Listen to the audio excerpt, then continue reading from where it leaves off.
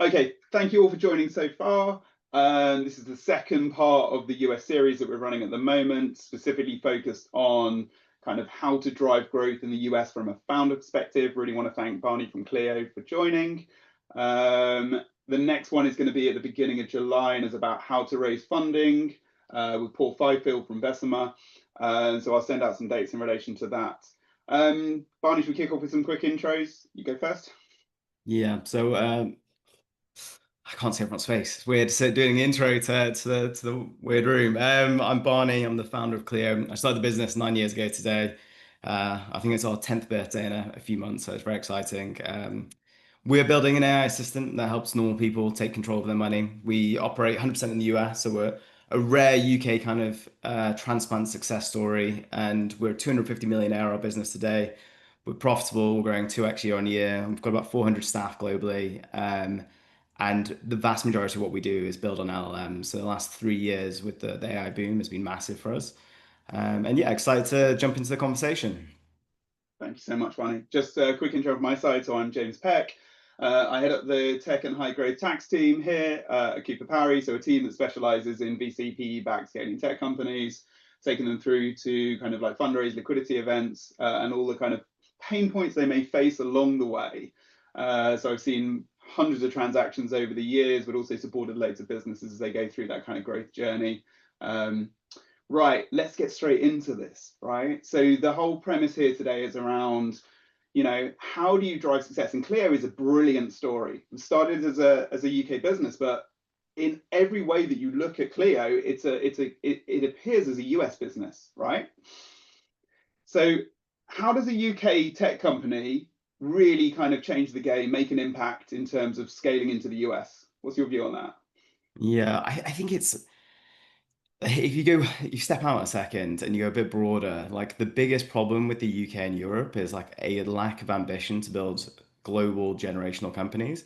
What I see happen a huge amount, I'm a big angel investor now, is especially in the B2C space, you see a lot of UK companies and European companies that'll just focus on their market, their state.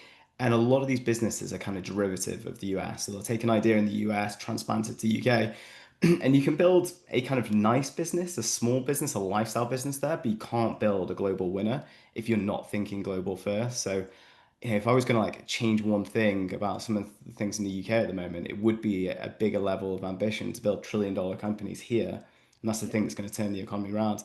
And post-COVID, it's easier than ever to start a business in the UK and be US from day one. You don't have to be there 100% of the time. You can hire teams and work remotely. It works incredibly efficiently these days, and you can raise capital from day one from San Francisco, even being based in London. So now is the best time. There's never been a better time to start a global business from the UK and aim to be a $1 trillion success. And we need more of that. And if we don't, we'll kind of have this stagnation that we've seen across Europe for the last 20 years. So I think it's really important that more people are taking a big swing at this. Do you think it's a mindset point there where it's like, actually, do you think that there are limiting factors in terms of how people are approaching? And is there a kind of old fashioned way in terms of how you need to scale the business to start with before you get certain traction and then you grow and scale to a certain level before you can think about internationalization? Is that the avenue? I think like it's in the water here, like the lack of ambition and lack of we're going to build a $1 trillion company. There's a really big difference. I just spent 3 weeks in San Francisco talking to founders. I went to the YC demo day, saw my friends in the cohort, etc. The level of ambition from founders there, like from day one, they're talking about building a 10 trillion, like it's all seed pitch decks. They've been building a company for 3 months and it had projections to 10 trillion in market cap. And I was just like, this is insane. But people love it. And there's radical optimism, radical ambition. And if you come to London, I don't know, like go tell your business idea to your mates in the pub. They will tell you 25 amazing reasons why this is not going to work. It's the exact opposite in the valley where people are like, it's a great idea. Like, here's 50K, go do it. So I think there's a real cultural attitude there to optimism, to success, to growth. And it permeates everything in the UK, from our politics to how we build businesses to, how we take risk as a country. Yeah. And I think that really does need to change to build these generational companies. And so so you think it's a risk perspective in terms of like, and I've heard that before when people talk about how the UK or UK entrepreneurs are less willing to to take the risks, right? What are you seeing as the kind of key drivers? Why do you think the US are more willing to kind of take those chances, take those, risk it all? Like they're not scared of failure, right? So the VCs that you talk to and the investors you talk to in the UK, I think have a big part to play in this. There's a radical difference in the ambition level of those two sets of investors. If you've done it in the Valley for 20 years, you invest in billion-dollar, trillion-dollar companies, like you get the playbook, you understand. If you are kind of a mid-tier, low-tier UK VC, like a good exit for you might be like 500 million or a billion, and you're like dying for liquidity.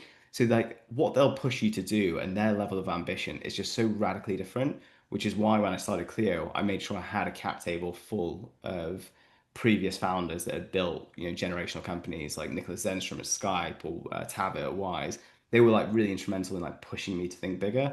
So I'm gonna blame the VCs. It's always fun to blame the VCs. Yeah, I should have said also we've got the chat bar open as well. So if anyone's got any questions or anyone wants to fire back from the VC, then please feel free to put any comments in there, and I'll see if those need to come up. So it may be like a VC perspective, right? I'm conscious that we'll have a lot of people on today that are kind of already got established businesses, and they're Mhm. just starting to think about actually, and you're talking about a mindset right from the get-go, right? And appreciating that. But let's say that you've got an established business. We've seen this way before. There's always that kind of traction, right? And I'm appreciating what you're saying, which is a risk approach here. But a lot of businesses feel that they need to kind of start the ball rolling, raise a level of funding already in the UK, build traction in their local market, and then only at that point maybe start to consider around internationalization, right? With the support of additional funding. Are we saying that that model is broken? Does that model still work, or does it just need to be adapted slightly? I think you get stuck in a trap, and like you've got to think global from the start of the business, and it like, really comes down to the product strategy and the company strategy from the start. So if you're building something like Revolut or Monzo, which essentially just help people spend on holiday and get free FX, that was a real UK pain point. That was a real European pain point. So they were able to dominate that market. And then when both companies tried to go to the US because they hadn't thought about it from day one of the business, they both failed, and they both really struggled in the US because that clear pain point wasn't there. So when you're building, like if you're building a B2C company, especially, you have to be thinking like, is this a global problem? Is this a problem that's going to permeate the US, be across the US as well? And then you've got to build from that from day one. So within 2 years at Clio, we had launched in the US, we'd launched in Canada, and we had 200,000 weekly active users in the UK as well.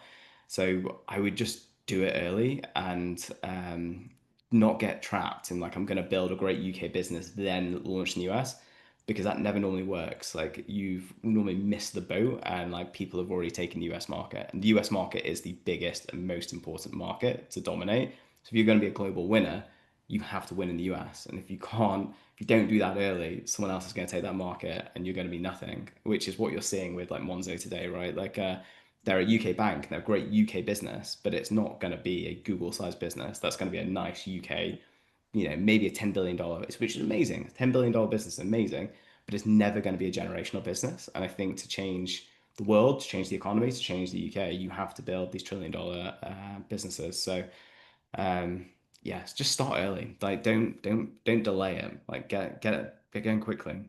You ruined my next question then, because what I was going to ask you is about, when do you go to the US? Do you go early? Do you go late?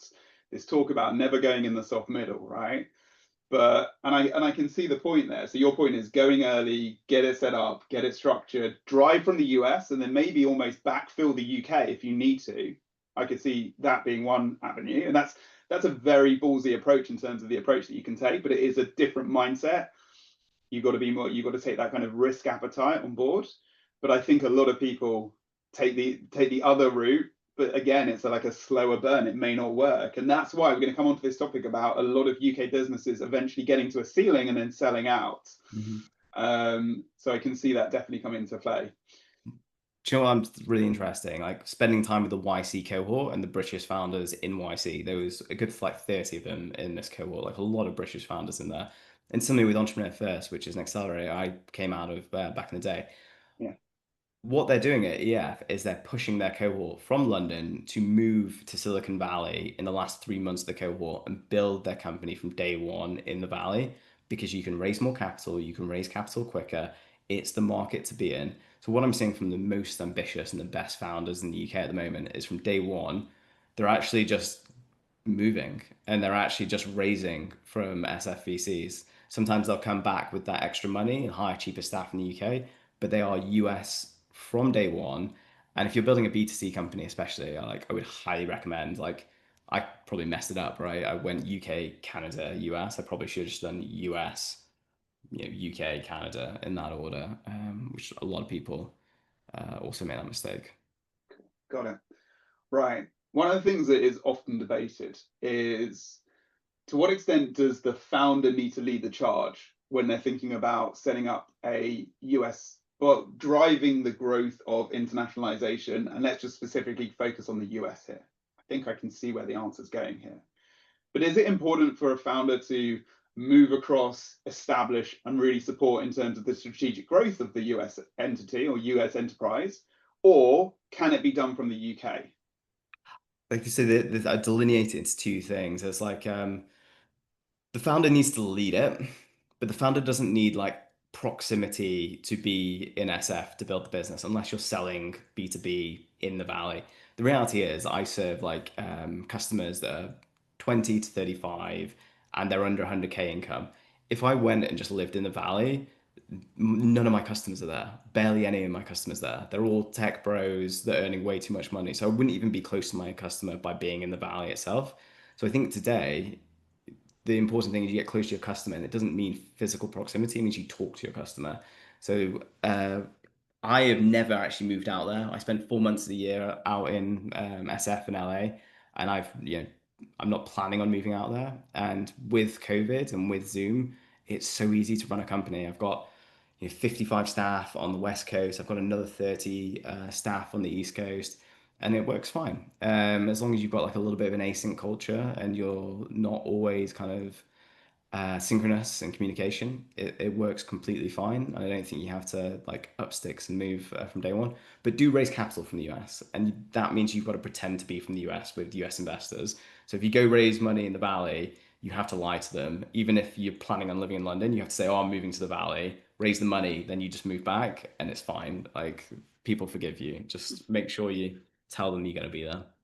I guess the other strand to that is, as well, as a founder, you kind of have the kind of strategic direction in which you want the business to go, right? And I guess, is there an element of that being lost in translation if you're not based in the US, or if you're hiring your number two or number three? So is there a point where actually maybe it is relevant to hire, well, to move over there for a period of time to really set up the structure, make sure there is an alignment in terms of what you're looking to achieve before you then move back to the UK, or, and then have those kind of going over every so often to touch base? We still don't have an office. I've got 100 plus staff in the US, but they're distributed and remote. And what we do though is we spend a lot of money getting people together, Yeah. both in the US and getting them over to Europe. So all the exec team will meet them in person every 3 months. We have a yearly offsite, normally to a trashy British holiday destination, which is a bit of a trial by fire for the US staff. Can they survive Benidorm? Kind of weeds people out a little bit. But we do spend money to get people together and build those relationships, and that's really important. But for day-to-day work, I'm full in on you don't need to have 5 days in office. I just saw HSBC today, and the FT is going to bring everyone back 4 days a week. It's why? It makes absolutely no sense to me. And I think people are just as productive at home if they're really highly capable people. Building relationships in person, great. Spend some time doing that, but you don't need to do that every single day. Yeah. Do you think the pandemic, in a way, kind of assisted with that kind of way of thinking? Because I agree with you. I don't think it really works today, especially from a cultural perspective, for everyone to be in the office. It doesn't work. And actually, people are now much more highly productive, working from home, working remotely, and then coming together. Is that a kind of a positive output as a result of the pandemic? For venture-backed businesses, it's really changed everything. The big thing is actually the availability of capital. So lots of US VCs have come over to the UK and set up shop here, but it also has like opened up the mandate for all VCs in the US. They're way more willing now to invest in European businesses because they know they're not going to have to get on a plane and do board meetings, and there's like lack of communication. So like capital availability has flooded the UK, and it's way easier today than it was pre-pandemic to do that. And the second thing is it's just infinitely easier to run a company across borders. Like imagine trying to have like a New York office and a London office, and you're flying over back and forth constantly trying to like sync that without Zoom. It'd be impossible. So I think it's like a if you think about who the winner is there, the winner should be European companies that are able to distribute globally, build teams globally, take markets globally. Yeah. It favors Europeans way more than it favors people from the US. So I think people should take advantage of it. Yeah. And there's 2 points there that you raised, which is about US VCs changing their approach to investing into European businesses. I think what we've seen over the last well, 2 or 3 years has been a number of the US VCs setting up offices in London. So actually coming to London to actually clearly target, scaling companies, which obviously helps in that regard. But then also, I think, just an awareness, like US investors, US VCs have always invested into UK businesses. They were putting like blocks in the way in previously by setting up US top codes and things like that. We're seeing more of that now, actually. But actually, it's just a change in their kind of approach and how they're looking on a global basis to look to see where their next kind of then where to distribute funds to. Yeah, Cool. yeah, I'll just get one little point on it. It was the that was a really that was like the pandemic boom. When the pandemic boom happened and the markets were going crazy, VCs were like sucking up capital like no man's business. And the easiest thing for them to do to go raise another $1 billion fund was to go, oh, I'm either going to have a new like sector strategy. So I'm going to be Andreessen, I'm going to do crypto, I'm going to do defense. Yes. Or, hey, Sequoia just came to Europe. I'm going to copy Sequoia and say I've got a European strategy now, and I'm going to raise another billion, 2 billion, take all the AUM fees. So that was a great way for them to basically raise more money and eke out more fees. What you're seeing now, though, is they are retrenching from Europe a little bit. So Andreessen has left. A bunch of them are pulling back staff because obviously they're not going to be able to raise continuation funds here. So I would say like the London-based US investors are probably going to be more sparse. You'll still have the big boys like Sequoia, etc., Yeah. but you'll be able to raise from US VCs easier than you did, pre-pandemic anyway. It's just a bit of a nuance. All right. Let's get into this debate, which is how do you see the difference between raising from a US VC versus a UK VC? What are the key differences, and how do you approach that differently? I do think the ambition thing, like if you're pitching, is probably the most obvious one, right? Like, one, localize everything you're saying and doing, and pretend you're living in the city that you're pitching the investor. Like, it genuinely makes a massive difference to them if they think that you've moved to New York. So you've got to go around the globe and tell people you're living in like a different part of the city and having a story for that. So that's one thing. The second thing is just like ambition levels. Like, um, you'll kind of get laughed at if you need that $10 trillion slide that I talked about from the seed company. You Yeah. you kind of get laughed at if you did that in the UK a little bit, and they'd be like you're insane. Da, da, da. In the US, it's just like great, like the more ambition, the better. So I think unfortunately you do have to be like a little bit more structured in the UK. But like ambition does, drive everything in venture and drives everything in pitching. So still keep it. It's just that you got to tone it down ever so slightly on the hyperbole. Yeah, I get it. I get it. So it's just that it's a almost like a behavioral point that in the UK, you're not going to be in a position as a founder to kind of go and raise that money because the US are much more open to taking more risk, but just having this open awareness then of actually that, and maybe this is a point to talk to for a moment. Like a lot of these, a lot of these founders that you're talking to, right, are potentially going to fail, right? But there's a difference in attitude with the Americans where they're like, failure isn't seen necessarily as something that's hugely negative, but something that you can learn from and then pivot and then grow again. Whereas I think in the UK, maybe there is an inference where if you fail, it's all gone horribly wrong and it's the end of the road. Yeah, but I don't think that's true though, even in the UK. Like, maybe the stigma is there. Like, you think you'll fail to your parents and your friends and your girlfriends and all that kind of stuff. The reality is, like, I know so many founders. Like, I started at EF. Pretty much every other company in my cohort died at some point down the road. Every single one of those founders, though, has like gone on to do something amazing or has like a fantastic job at OpenAI or has done another company that's been successful.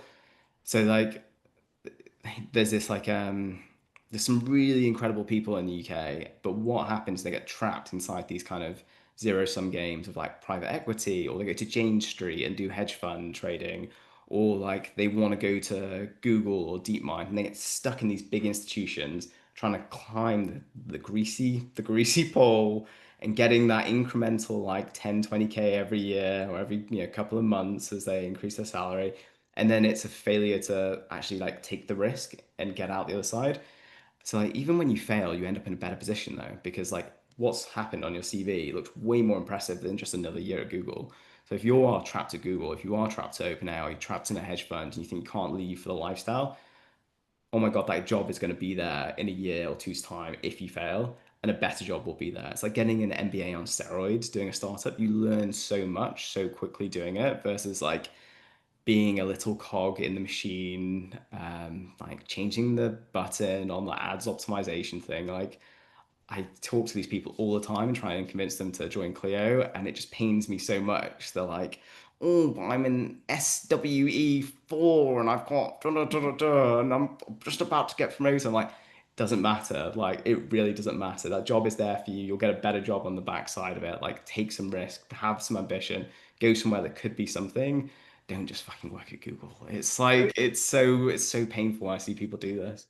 That's really cool. I'm going to ask you a sideball question. Like, when did you know, right? So you personally, when did you know that that wasn't the route that you were going to take, but you were going to come in like and drive something as a founder? Because then, how did you come to that decision? Because it's a ballsy move to go and do that. It's super cool, but like, what point in your career did you make that decision, and how did you come to that decision? Yeah, I think I was probably like a little bit abnormal in my like aggression on this one. So I was a data scientist. So I'd studied computer science, machine learning, become a data scientist. I was quite unusual because like every 2 months I asked for a pay rise from my boss because I thought I was that good, and I got a couple of those for a while. I think it was 6 months in, I like declared publicly at the company I could run the company better than the CEO at that time. I was radically ambitious and like not willing just to like just like The status quo. yeah, I didn't want to do that, so I really wanted to push it. So I had two options. In the end I was like thinking I'd do a PhD in machine learning at UCL. I had this like recommender system project and thesis kind of lined up with a great professor there, or there was this entrepreneur first thing which was building a company. I didn't know how, like I had no, I had no clue about any of it. No idea, like absolutely no idea how to raise money. Not like I was a data scientist, didn't even like know how to build a full product. But I like got sold by Matt Clifford, who's the founder of EF, and he was like, "This will be the most transformative thing you can do. You can do the PhD later if it doesn't work out."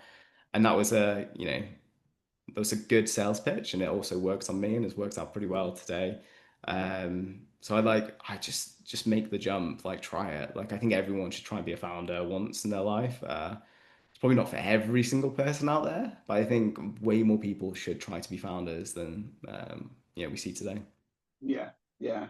I think there is that point, isn't there, that we all get caught on the hamster wheel of life that sadly draws us into these jobs where you don't really kind of grow. You're not very entrepreneurial, or you are entrepreneurial, but you then you question that, and then put yourself in a place where you're like, well, actually, no, I'll just stay in the secure lane. I'll stay in the slow lane rather than do anything else.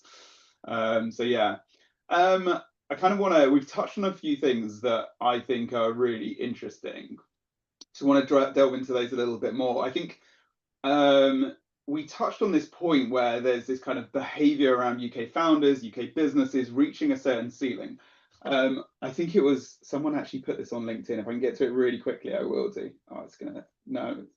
Which was John Radford wrote an amazing, amazing comment right off the back of your note yesterday, and he said that the UK is like Brighton, Brentford, Benfica of football, a great feeder club to the US. Right? Love that.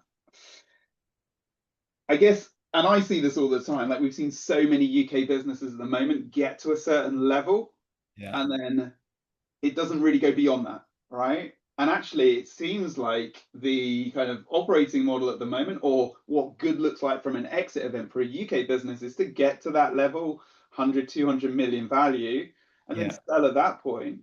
Like, I guess the question is like, you know, how do we, how do we, how do we get beyond that? What needs to change in order for us to get there?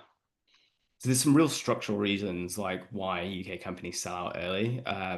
Like the biggest thing though is like where are you going to get the capital from, and like can you list a business in this country? And like the reality after the early stage venture, there's no growth fund in the UK. And the reason being, in the UK, pension funds and all like big endowments don't invest into venture for lots of stupid reasons. The government has put these policies into place. So my next round will be 200 million. There's not one single UK fund that can support that capital. So I have to go to the US. I have to go to Abu Dhabi. I have to go to UAE to raise that capital. And inevitably, if I'm raising money from the US, that means they're going to ask me, come over to the US, spend more time, be more based here. It's going to have to stop paying tax there. You're going to have to list there.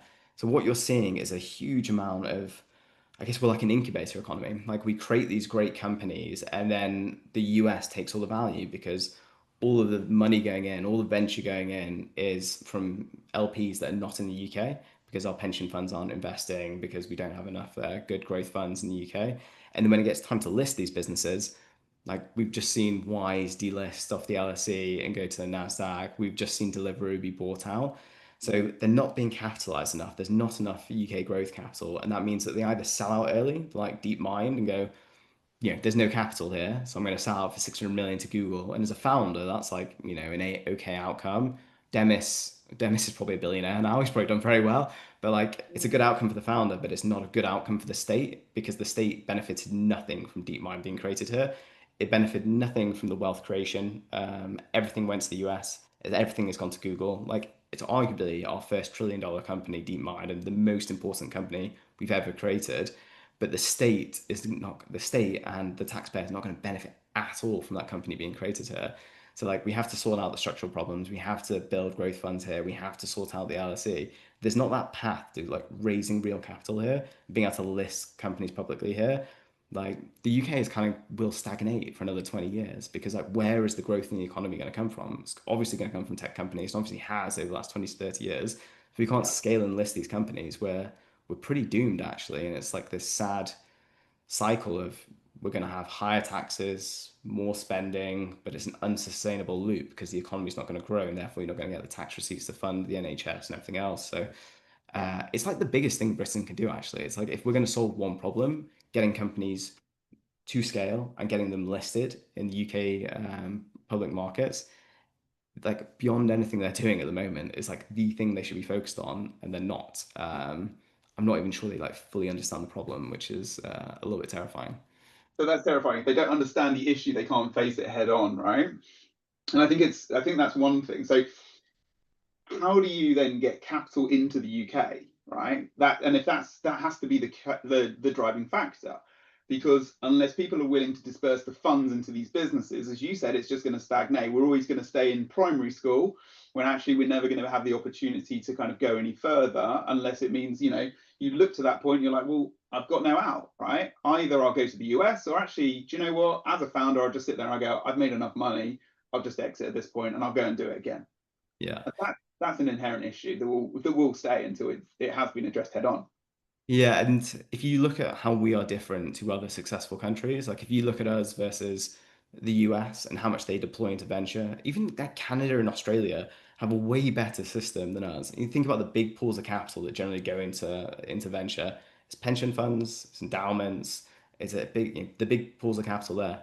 What happens with our pension funds? They don't even invest in equities. Like because of how we've structured everything, they are going after the lowest fees possible, which means they're taking no risk and they're not investing even in equities, never mind private capital, never mind venture capital. So in the UK, we deploy like 0.2% of our GDP towards venture. In the US, it's like 6, 7, 8%. There's a really big gulf in our funding landscape versus other countries. So there has been some good progress on there. Rachel Reeves has done the Mansion House Accords, but the problem is it's coming in 2030. Like we don't have till 2030, and then there's a 5 year extension for them if they don't get their act in gear, and it's still less than Canada, Australia, and the US is investing anyway. So they've like identified the problem and like put a fix in, but it's too late, it's too small, it's too meek, and 6 years time, like and then you have to wait for the funds to be deployed and the companies to come. But this is like a 20 to 30 year thing they're talking about, and we just don't have the time. Like this all needs to be accelerated now, which is, incredibly frustrating for anyone in the UK and watching the stagnation we've seen. Yeah. And so, yeah, so it's basically kicked the can down the road, made it an issue for, as you said, 5, 6 years. No, it's not even an issue for 5 or 6 years' time, because by the time the deployment of the funds have come in, it's going to be way beyond that. Okay. It would be weird for me as a tax partner not to ask a kind of slightly tax related question, right? But we're not Yeah. going to go, we're not going technical or anything like that. But the thing that is a bit of a bugbear for me is when Rachel. So I can see the avenue that Rachel Reeves is going down in terms of kind of increasing CGT rates and the other bits and pieces, right? So I'm going to not try and be too political with my views, but I'm pretty firm on where I stand on this. But I think that initial hike in CGT rates from 20 to 24%, the increase in entrepreneurs or business asset disposal relief, my personal view is I don't think this is where CGT is going to stop, right? And I think the rates will continue to increase incrementally. I think the delta between kind of business asset disposal and CGT rates has been diminished, and therefore what I'm thinking is as next year, the year after, that will start to eke up a little bit more as well. If we're saying actually that these changes that are going to happen are not going to be for another 5 or 6 years, and then the deployment of the funds won't be for another 4 or 5 years thereafter, the major overriding concern that I have is that actually founders look to the UK as becoming less attractive to set up businesses. And therefore, we start to lose talent, resourcing, skill sets, to the US, to overseas. And that will have a massive impact. What are your views on that? It's already happening, right? And it's happening very quickly. So the best founders are leaving the UK. Take Nick at Revolut, for example. Nick has built, a $60 billion business from London. It will be the first 100 billion, publicly listed company, pretty much for sure. It's like pretty much guaranteed they'll get there now. Done an incredible job. Nick has gone to Dubai because of the non-dom changes and rising capital gains. So he's moved to Dubai because we can't produce enough talent and computer scientists in the UK. He's hiring everyone in Eastern Europe. Like the UK versus the rest of the world, headcount is getting smaller. So we're not getting the tax income even from the employees Revolut paying. So he's moved. All of the venture capitalists are foreign as well. So all the capital gains you get from the VCs and the wealth creation is gone. The employees are becoming less UK focused. So the national insurance, the income tax you're getting from employees is going. And he's going to list on the NASDAQ instead of the LSE. And who's going to hold the stock if it's on the NASDAQ and not the LSE? It's going to be US and other investors. It's not going to be UK investors because pension funds don't invest. Normal people don't invest in the NASDAQ in the UK. So we're creating these great companies like Revolut, Yeah, and everyone's just fucking leaving. And it just means we are completely screwed as a small grey island. And it's tragic. It's like genuinely tragic. And you're gonna have, another 3, 4 years of Labour, and like the probability now is it's a reform Tory coalition. You're gonna have a crazy populist guy with an iPhone who looks like a thumb and a bunch of, frankly, absolute morons from the Tory party, like the bottom of the barrel of the Tory party. And like, what are they going to do? Like, how are they going to drive innovation? Like, they can't even spell it. So like, I'm like really scared to be in the UK at the moment. Like I'm like scared for the UK's prosperity and like the next 5 to 10 years. And I think the biggest thing that we can do is give Labour a kick to actually do something that's yeah, important and impressive. You look at that budget they did, they've actually reversed a lot of the things like winter fuel payments, they've reversed the scrapping the supercomputer, they've reversed. They're looking at maybe reversing the non-dom stuff now, which are all good and shows that they can respond to things. It'd just be good if they didn't do stupid things in the first place and put us on the right track from the start. So they've had a kind of like a 6 to 7, I don't know, it's about 6, 9 months now they've been in power. It's been yeah. like a false start, but hopefully they can get their act together and we don't have this reform Tory coalition, which would be absolutely devastating for the UK and for tech. So what do you think is like, what would you say are kind of the key things that it, it it does sound like it's a bit of a bleak picture for the UK, right? And it could be a bleak picture if we let things continue. What would you say would be kind of some of the major changes that could be implemented to really kind of help one sustain the UK and to drive further growth for UK tech companies? Well, you've got to get founders to stay here and to be able to scale companies and to list companies here. So like you've got to walk through the incentives of everyone in that wealth creation journey. So like the VCs and the LPs need to be British. You need British LPs and British capital going into these companies so we get the returns and the wealth creation there. So the pension market reforms, getting cash ISAs, not just sitting in cash. There's so much of this capital just sitting there on the sidelines being absolutely non-productive. That needs to start going to productive assets. And that needs to happen like not past the next general election where the Mansion House reform would just get scrapped anyway by Tory reform. It needs to happen way before and it needs to be happening now. You've got a massive capital problem there. And then think about the incentives of people that are going to list and stay in the country.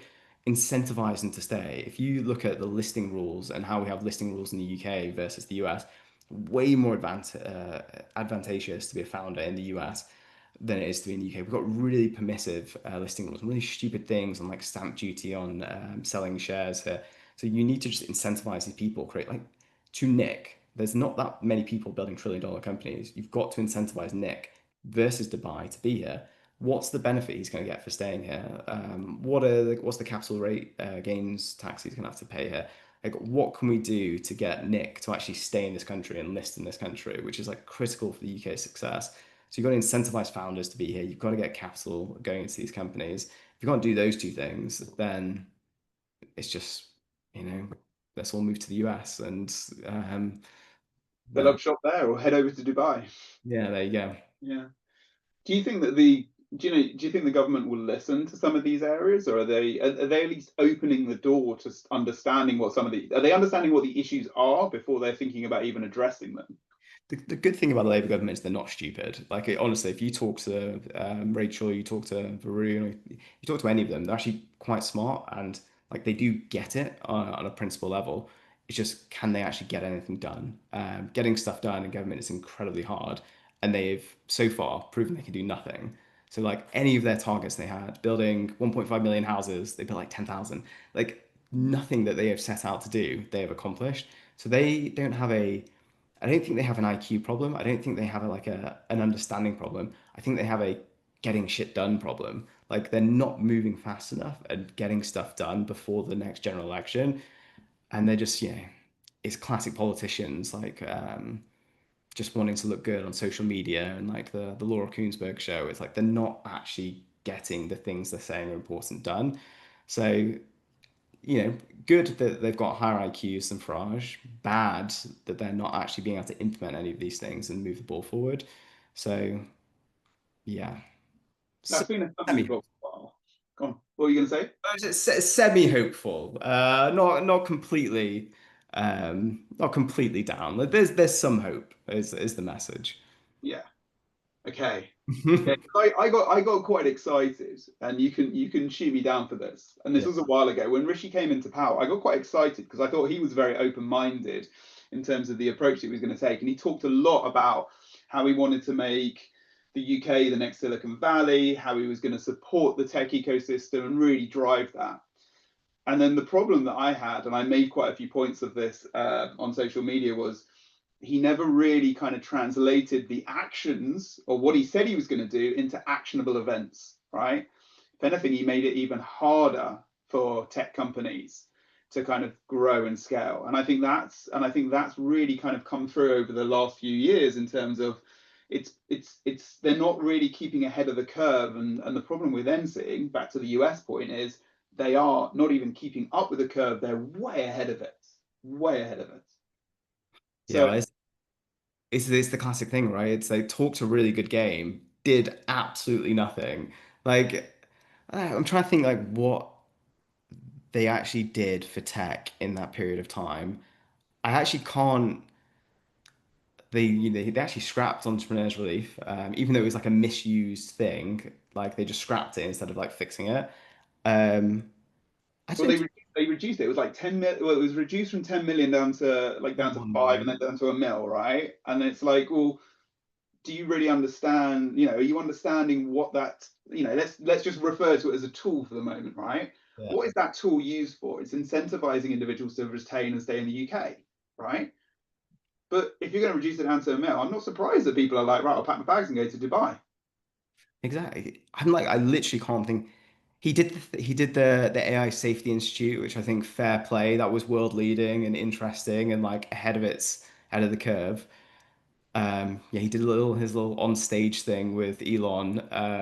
But apart from that, I apart from rhetoric, I can't actually think of anything he actually did, which is for all the rhetoric they had. It's kind of amazing that I can't think of one thing, but I guess that's classic politicians for you. Yeah. Yeah, they paint a picture of what they want you to perceive, but actually their actions are limited in relation to what they Yeah. actually get out of the back of it. But I guess if you're talking about, what's going on at the moment with the Labour Party, if they're changing their approach a little bit and maybe are more open to the suggestions, that may be a game changer.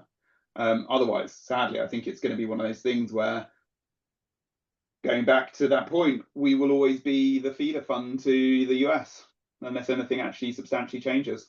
Yeah, but on the only good bit about as a founder, you're going to be fine. Like, you can be a British founder and be incredibly successful and scale in America, raise capital from the US, and build a globally dominant company. As a founder, you can make huge sums of money. You can do really important things. You can, have a really big shot at life. Um, and yeah, that's great. And we can create these companies. And you are creating value for the US and the West and itself, but it's just you won't create it for the British state in its current form at the moment. I got a question that's come in. The question is: Cleo is well positioned to help their users grow their wealth substantially via investment products. Um, what immediate steps are you taking to significantly scale consumer financial power at a consumer level through investing? So we're like pretty early in the investing journey. So like we serve customers that have typically less than $100,000 dollars in annual income. So investing is like a later stage kind of job to be done or problem for them. So we really focus on those early stages of understanding their money, liquidity, getting out of debt, building a safety net, and that's kind of where we're at with the product today. But we're now kind of 12 million plus consumers. So we're doubling year on year, and we will soon it'll take a little bit. We will run out of our target market and we'll have to broaden our market and we'll have to grow with these consumers. So once we start to get to that stage, that's when we start thinking about investments, managing their portfolio, pensions, mortgages, all that kind of stuff. But really for us, that's like just getting people to living paycheck to paycheck to be secure, build a safety net is a really hard problem. And they are millions and millions and millions of people, not just in the US, but globally. It's a huge percentage of the population that live paycheck to paycheck and struggle. So like we are very focused on that area and making sure that we can do that globally. But yeah, like the ambition is to be the AI assistant that can do everything for you and can manage your portfolio and your pension and your mortgage and all this kind of stuff. But it's kind of a later problem. Yeah, got it. Right. On your LinkedIn feed yesterday, you put two things, and I want to delve into them because I didn't quite know where you were going with this. We got a little bit more time. So you said there are three assumptions that sink UK founders in Silicon Valley. What were your three? What were your assumptions? I won't put you down to three. Okay. What did I say? I used ChatGPT to write that post. What was the three things? Wait, what did I say? Assumptions that sink UK founders in Silicon Valley. That's great. I Quite love a good post, right? it. Uh, It was a great post. yeah. Well written. The things I do see people get consistently wrong, like just on fundraising 101 of raising from US investors, one, it's going to sound the stupidest, but it's actually the most important. It's pretending you're moving and in that market, in that city, and you're going to be right by that VC, especially at the early stage. This is really important to them, and they will kind of screen you out very early if you are not speaking the lingo in that city. So whether you like it or not, you either have to be moving there, or you have to be spending time there, or you have to be constructing some some Good alternate. art, good art, good lies. So when Yeah, you say you're talking directly to the founders at that point, right? yeah. And then the second thing was just the ambition point that we talked about earlier. Like there's the pictures I get from Americans versus British founders are so radically different. And Americans are 10 times better at pitch. Like they are better at marketing, they're better at selling themselves, they're better at pitching. Like Americans are 10 times the salesmen that we are as Brits. And it's that kind of unadulterated like passion, growth, ambition.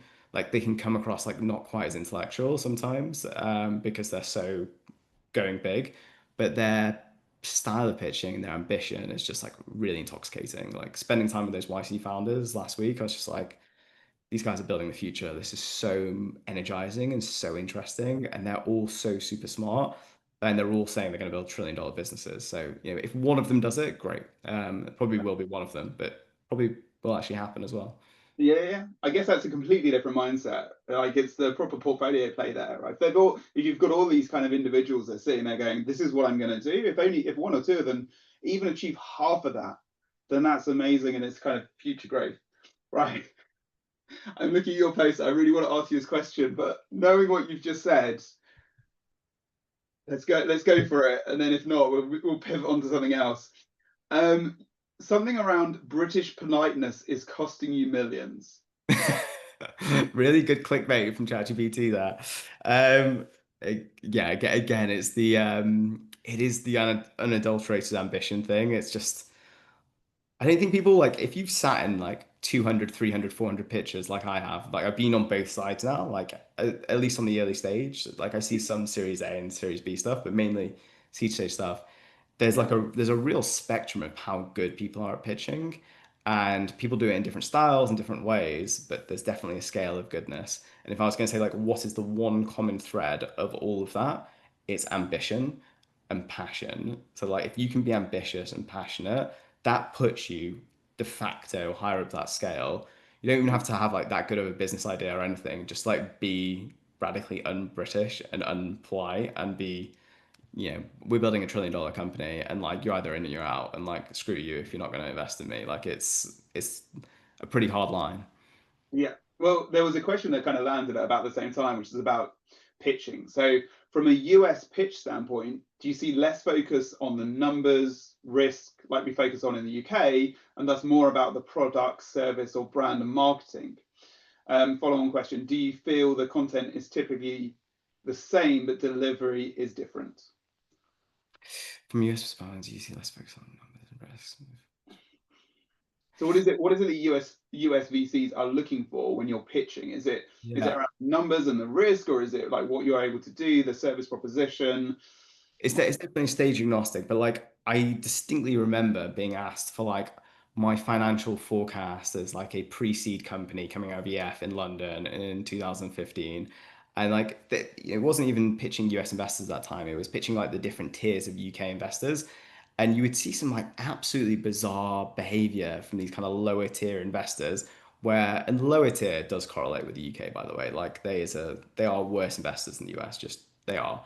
And you'll see them ask kind of very benign consulting things, and they'll ask, you know, detailed financial projections and like a written business plan when you're like a pre-seed company. So you know, my answer to that is like if you're getting asked these dumb questions by like investors and VCs, they are not the right investors. Like you should avoid them at all costs and find the ones that are actually good and have a track record. Sometimes you don't get to pick them. Sometimes like you just need money and you take whatever you can. And then it's about managing that investor and making sure that you keep distance from them and they're not too annoying in the business, which is a whole topic of conversation in itself. But yeah, like you can filter out VCs very easily by how good the questions that are they ask. And it's a really long relationship with these investors. Like I've had Rob Moffat on my board for like 8 years. Like it's like a marriage. You can't get rid of them. It's very hard.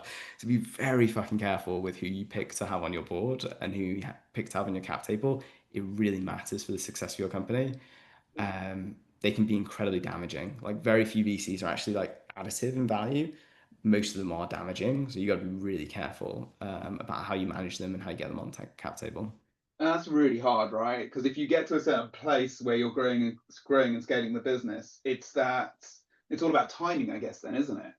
Because have you left yourself enough time to actually sufficiently go and raise funding to grow and scale yourself further, rather than and finding that strategic partner that's going to help reignite and grow the business, as opposed to I just need the funds, right?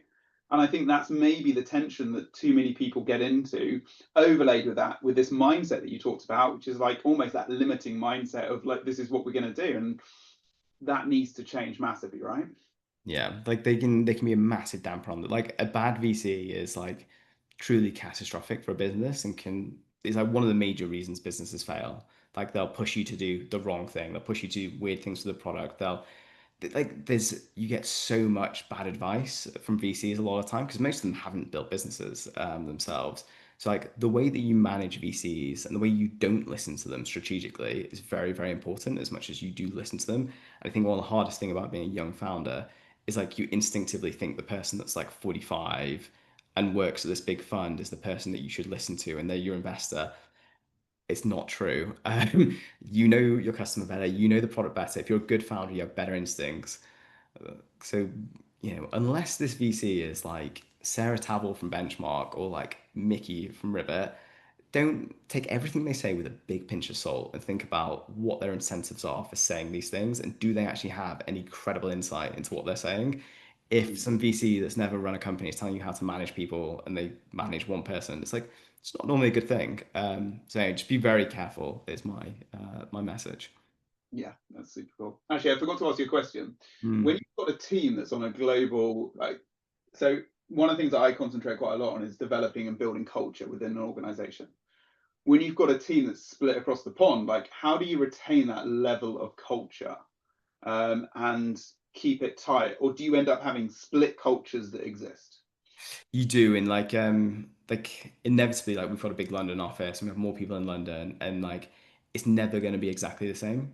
But the way you solve this, or the way you partially solve it anyway, is you have to spend money. You have to spend money getting people together for drinks, for offsites, for stupid things. Like there's got to be the 4 a.m. karaoke in Benidorm. Like it's an important part of every person's culture. Yeah, Actually, I don't recommend you do that. Wasn't the best location, but you do just have to like build those relationships, and it takes time and money. And sometimes as a founder, like, can you be asked like go talk to 300 people and spend all that energy and time doing that? And it's always the right thing to do. It's always the right thing to go spend time and energy with people, even like if you don't really feel like doing it or you don't think it's the most important thing to do in business. Like building those relationships sustains people and drives retention in your business. And retention of key employees is like it's probably the most important metric you can measure in a business. yeah, absolutely. It'd be really remiss of me not to ask you this really important question. Okay. What is your go-to song at 4 o'clock in the morning in Benidorm? I like weirdly, my entire company for some reason loves karaoke and has done from pretty much the beginning. So it's driven by like a probably core group of like 5 people. I hate it. I cannot stand it. I've never done it. And yeah, so weirdly, it's part of my culture. I think they keep doing it because they know I don't like it. So it's like perpetuated itself in a lot of ways. So I've not got a go-to song. I'll chime in, but I'm not a lead singer. That's fair. That's fair. Yeah, I have a similar. I absolutely despise karaoke. I can't stand any aspects of it. Um, we're wrapping up on time. There was one more question that was put in the chat, which was, what were the three most valuable takeaways you gained from Entrepreneur First, personally and professionally? Um, so much I was very like I learned everything from didn't know how to raise money, didn't know how to like structure a pitch, didn't know how to like any of it. Like I was a data scientist, I was like a little nerd. And then you have to be like thrown into the world and go raise a load of money, and it's yeah, you're very green at that stage. So I probably learned more from Entrepreneur First than I did from like actually your first and earliest investors, which for me were EF, and through that Wendy Tan White and Joe White, they actually give you the most guidance and input. So those earliest investors are so critically important. Like I have founders all over. Like my first round was just angels, so it was like the best founders in Europe, and that really helped me build a business. Avoid VCs for as long as possible. But like the biggest three things.